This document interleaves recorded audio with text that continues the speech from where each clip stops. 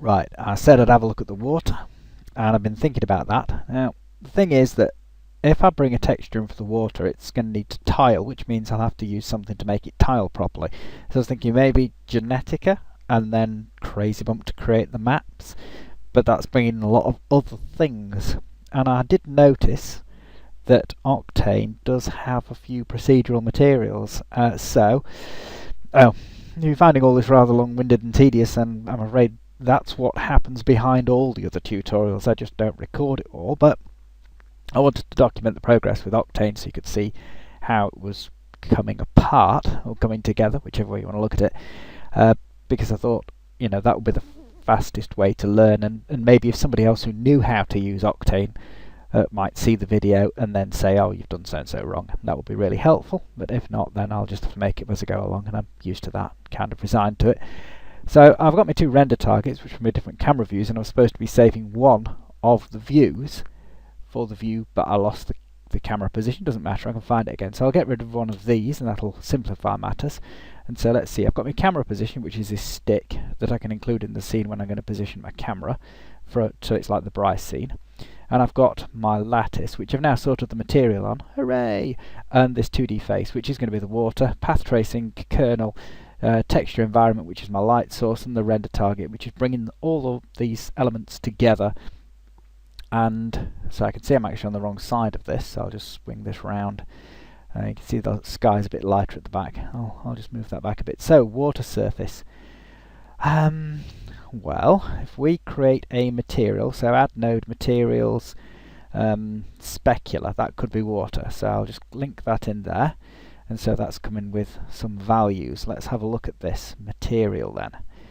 Now, I could do with seeing it in this view, and what I've found is I can turn off these previewing options here. So if I disable the ones for the mesh and the material node, I can select this material and it keeps it in this main view, so I can see what effect the changes are having in this main view, which is a handy thing to know, I think. So we've got bump here, and I think if I go to bump down here, I can pick out a turbulence is a fractal. I don't know whether ridge fractal or turbulence. I'm going to try turbulence. Okay, that's giving it a sort of bumpy appearance straight away. So I've got a few controls here. Ooh, octaves, that looks familiar. Could do with a preview. Have a preview? Oh, there's an eye there. That opens a preview up, so that's great.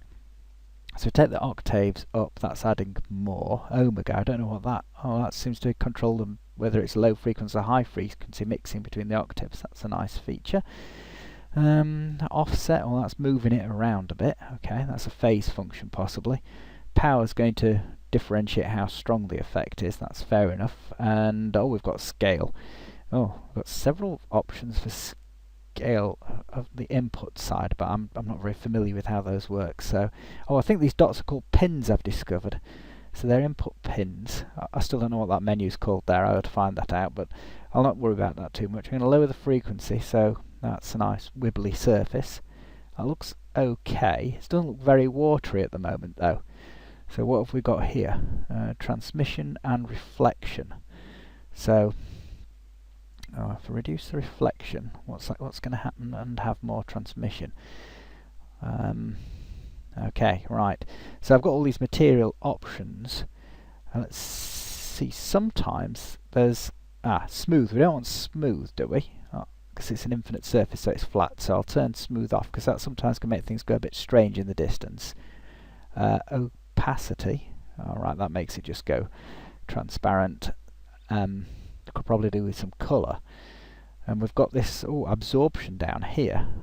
Right. So will that going to affect the reflection colour? If I change that to RGB spectrum. Okay. Right. So if I absorb certain colours, that means that certain light's going to be reflected. Now that looks a bit more watery, doesn't it? Just absorbing a bit more red and green. That's made it a bit dark on the horizon though. But that's slightly better. Let's go back to our texture environment then and reduce the power somewhat so we can get it to more of an approximation of the scene we started out with.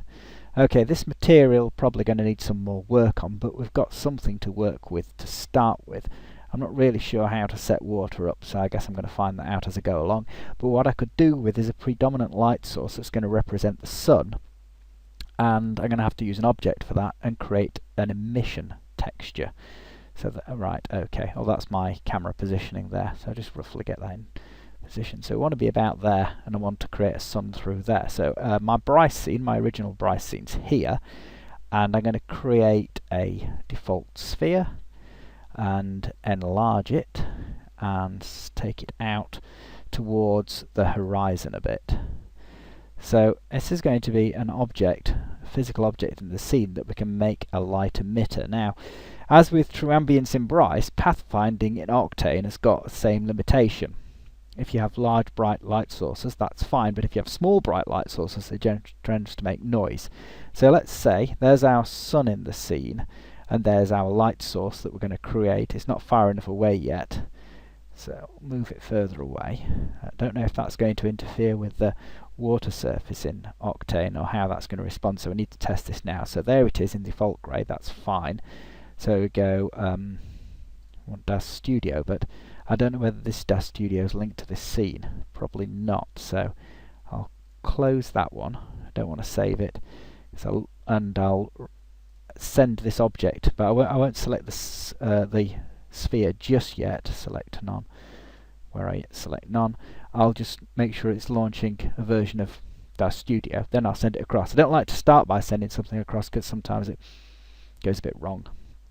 A bridge is not 100% reliable, so that's going to read in our Genesis figure, and then I'll go back to Bryce and select the sphere, which is going to be the sun, and then just send that over. That will go over in no time because there's no materials on it, and then file and export that, and that'll be sun. Now the reason I'm exporting going through DAS Studio, as explained before, it will mean that it'll be in the correct position relative to the other objects that I've exported through DAS Studio. So it's just defining the absolute position of everything, because in Octane moving positioning stuff's a bit, well, I've not found an easy way of doing it. I've worked out how to do it, but it's right faff. So I'm going to try and avoid that as far as possible. Import wavefront object, sun object, bring that in. So it'll appear somewhere around here. Then I just go to my geometry group, add another input pin. Yeah, using the correct terms and everything. And then I can drop that in there. So there's that. That's our sun. Oh, it's not very close to the horizon, is it? So this could cause a problem, but we could always redo that. And create a new node, material diffuse, and plug that in. And then in this diffuse material, we can create an emission. So create a black body emission. And then efficiency or texture, must be efficiency in this case, we can start winding the output of that up considerably and changing the temperature of it, so we can make it a warm colour and see if that's so close in there that it's not really lighting anything on that. See if it's lighting the other side. I'll move around and see if we're getting some light off this object. It might not be bright enough yet. I'll increase the power. That's getting some heat out of that now. So that's good. So that looks more like it, doesn't it? See the noise appearing here in the render, these fireflies. You can change the kernel though. We can bring in the other kernel. Actually, there's 4 kernels in this. I said 3 last time, but that's not true. If we add node and bring in another kernel, there's this PMC one which does something to get rid of the fireflies, so some other level of sampling, but it's quite slow in comparison to the others. Path tracing sort of medium slow, direct lighting's fast, and deep channel kernel is like the masks that you can generate in Bryce, but they're a lot fancier. It can do a lot of different types, but I won't go into that now. We'll get PMC, and I'll plug that in instead of the other one. We'll see how that gets rid of the noise. See, it sort of goes through different phases. I think it refilters things. So that'll be for final rendering. We'll stick with path tracing for now because it's a bit faster, although a bit more noisy. And I'll move this back round and see if we've got any light coming on the inside. So yes, the thing is, a lot of the effect in the Bryce scene is to do with like the flare effect that I created. Look at the noise appearing in there. So that's a bad thing, by the way, even though I'm getting excited about it. It just reminds me that true ambience is very close to what Octane can do, which is interesting. Let's increase rather decrease the contrast. So we'll reduce the power output of the sky so we can see this sun a bit. I just need it to be bright enough to hide the sun. Oh, we'll risk playing with the gamma. So that's creating more contrast in the HDRI backdrop, and then I'll increase the brightness there. So you can see though very little ambient light arriving on the outside of this and lots of sunlight, which probably could do with a bit more ambient light. Just trying to balance it out for the sky now. Let's see. Right, there's another plugin here, and that's for post-processing. So we'll add node post-processing, and you can modify the renders at any time with this node, I've discovered, and we'll see if we can get some glare effect off this. See? I need to remember to turn it on because there's a switch there. Ooh, that's a lot of glare. So that shows how light bright that light source is by the amount of glare, and you can have bloom as well. So even though it's not really lighting the inside there, you can get a lighting effect with these post-processing effects there. But you can see that these fireflies are going to be a nuisance, so we'll have to look at modifying the engine on that one too, the PMC, the kernel rather. So let's swap that over there. This one I've not set the maximum sampling, so it'll just go on relentlessly, so I have to be a bit careful of that. And we've still got no horizon haze, but we're getting a bit closer. So if I was to modify, well, a couple of things here. If I go to render target and I'll change this X value for the resolution to 512, that's going to make it's going to render a bit quicker. You can see how it's changed the field of view, very like Bryce. Now I'm going to put the picker on top of here with this control here and pick the top of that, so I can zoom into the top of the cylinder, which means I've got my camera in the appropriate place. Oh, it's going like bokeh. Very nice. Right, and then I'll get rid of that cylinder for now, so it's out of the way. Turn the picker off, and I need to focus. There's a focusing control here, so if I can hit the focus on my object, and then switch that off, so I'll remain focused on the object, and then I'll swivel that round so it's an appropriate position. Then go into the render target again, click on that, and I'm going to narrow the field of view. So we're sort of getting a bit closer. There's a bit of light coming on this inside edge, but obviously these fireflies are going to be a problem because we're only getting the light from the sun there. It's sort of reflecting off some parts of, bouncing around off some parts of the material. The path tracing works like a similar light gathering process, so it's a bit lazy to say it's bouncing, but this is the effect it's simulating. I think I want more ambient light, which means modifying the texture environment, so taking the gamma down again, which is going to reduce the contrast of the background. You see the ambient light coming in, and then I'll reduce the power again, but I don't want to reduce it too far because then we'll just see the sun's a ball that's not really on the horizon, although the glare effect is hiding that nicely for me. So right, there's less cheaty methods I've found you can employ in Octane. You've got to get your lighting right, so I'm going to be a bit more disciplined. In Bryce there's well, at least I don't know of that many cheating methods that I can use yet. Hopefully I'll learn a few techniques as I go along. So how is that looking? For a few small changes, not too bad. I could do with working out how to get some haze effect, and as yet I still have no idea how I'm going to achieve that. But I've got a bit of a glare effect without having to bring in the filters that I'd created in Bryce. I've not got that fade-in effect, but I could probably create a filter for that. But I think my next concern is trying to get some kind of atmospheric effect, so the horizon here doesn't look too sharp, hiding the sun in there. And the great thing with this, if I'm fiddling around with post-processing, it doesn't, this is the sampling progress, it doesn't reset the sampling progress like moving the camera around and things like that would. So I can play with these effects here to my heart's content. So it's going to set the different levels, or I can control the amount of rays coming out of that. There's a little control there, so that's quite nice. So I can make it either more or less like the other one. There's spectral shifting, so I can change the colour of it. These are all things I've not really experimented with to any great extent, so I don't know whether I want that or not. Well, that's quite nice, I suppose.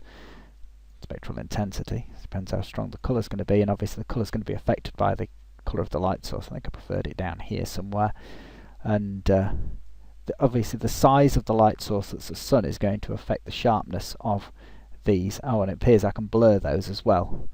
Where's it? Glare blur, so I can smush those out a bit. That looks a bit better, doesn't it? I think. Oh, and I can rotate them, so there's quite a bit of control here for on the post-processing, and you'll note we're still increasing on the samples, and as the samples increase, the amount of noise gradually decreases. But even on PMC, you need a lot of sampling. I mean, currently to get to, what's that, 16,000 samples per pixel, that's going to take another 38 minutes. And even then, there's no guarantee that all the noise is going to go away, because I've done a few experiments on this, and sometimes you really need to process it for hours. Checking on the GPU temperature, I've got GPU Z here, which is a little free program, and then the computer crashed. However, Camtasia Studio was good, and it recovered the video, although you may regret that. That's what I was doing, and since I'm trying to do something that's more of a documentation than a tutorial, that's as far as I got, and now I'm back to where I was at the beginning. Well, I'll just go through and reset the water thing again. So I'll just fiddle around, reset the camera position object, see what direction we're facing in. And so I was looking at the water surface here. Now, these blocks do get to be a bit of a handful, so I'm going to start shuffling them over to one side and see if I can figure out when things get brought in and where they get brought in, so that they don't overlap what I'm doing, because it just gets a bit confusing. So I'll shuffle these things out of the way, then I can slide that up. So I want to be able to reach my render target so I can keep reviewing the scene.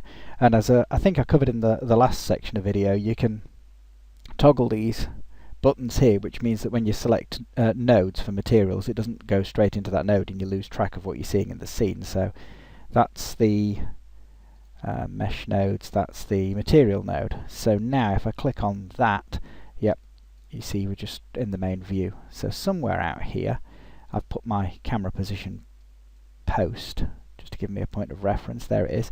And I'm going to look at setting the water up again, having had the crash. So here's my 2D face. Now, I don't know whether I went over the issue with 2D faces having only one side, but this is going to become significant. I've sort of had to think about how to do the haze and had a test with some spheres. And Bryce spheres, when they're exported through DAZ Studio, come in with only one side, an outside and no inside. So the inside responds differently to the outside. So you need to sort that out and create something that's got an inside and an outside, or at least an inside.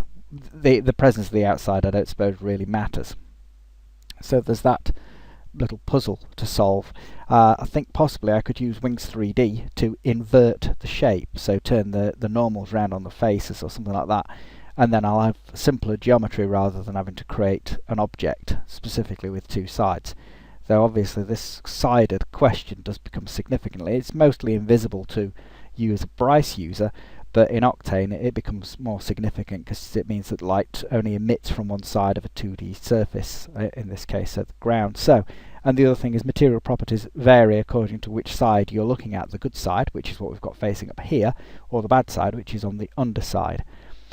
Another thing I experimented with after the video crashed, I didn't have the heart to continue again at that point, but I'm going to give it another go now and we'll see where we get to, is if you look up here there's a tab that says Live DB, and that's a database of materials. So I started looking in these materials to see if we've got some liquids and I could learn something from them. So I looked at a few of these materials and I went for this one, or was it this one? I can't remember. I suppose either will do. Let's I'm spoilt for choice now. I'll go for wavy. Right, let's have a look at this. So this is a material we can plug in, and it's a node that's got an output, and if you double click on that node you can go in and look at the material, and you can see that that frequency on that material is quite high, so maybe that wasn't appropriate, but it's easy enough. You can just select it and delete it. We'll try this wavy 2 one then, because that looks like possibly a lower frequency. Oh yeah, that's considerably lower frequency, isn't it? And looks a bit odd. So the thing is we can just double click on this and go into it. Oh, and it's quite straightforward. It's only got the specular material, and so we can look at what's in these channels in the right hand side here. So it's got an image in bump. So we'll have a look at what bump. That's not a bump map. What's that doing in bump? That's a normal map. I mean, I'm not just saying that. It says it here. It says it in the name. That's a normal map. So what's that doing? That's one of the textures that's come with this. It's a bit weird. Well, I suppose if we go to this list on the left-hand side, you can see that we've got a breakdown of what's in this scene, and I can click on these little pluses and open stuff out, and there's the texture there. So if I press Ctrl C and then paste it, and then I'll change its name to normal. If I can write that, there we go. And I can see the image is a normal map. I can then find the blob on here, which is a normal map, and plug that in. And then if I go back to the material, I can turn this control here to float texture and set the bump down to 0. So that should now be better. But does it look right? It's still very high frequency. So we've got a scaling factor here. We can scale it in. That works very like Bryce does actually. But that doesn't look right. That doesn't look like wavy water at all. And the other problem, I suppose, is because it's a material. If you look down here towards the horizon, it becomes obvious that it's repeating, which I think was my earlier argument about well, the possibility of using Genetica to make a repeating tile, and then Crazy Bump to get the maps off it, like normal maps. It'll generate those for you, but you're still left with the problem that you can see that it's obviously repeating. So I'm in a wild goose chase again. I'll get rid of that. It's a bit strange that the material should be set up wrongly, though. Well, I think it's set up wrongly. Maybe that's set up correctly. But I'm not going to worry about that. I'm going to go for doing it procedurally, as I think I was doing before. So I'll just add material specular there, and then plug that into there. Absorption. If I choose RGB spectrum, I can absorb the different colours, and because this is the good side, it works. If we were doing this on the bad side, if you just slide my camera underneath, you'll see that the absorption doesn't work properly. So I know that I'm looking at the good side of the 2D face here. So it's just a question of how much of which colour of light I want to absorb, and I can cut the reflection down to see that. It seems to be some connection with the scaling value here that allows more of the light to travel further into the surface. So if I bring the reflection up again now, the light is a bit bright for this, so texture environment, and I'm going to reduce the lighting, which is, I can't find my way around this yet. There we go. The point I noticed, if I move that out of the way, I always get my hands full around here.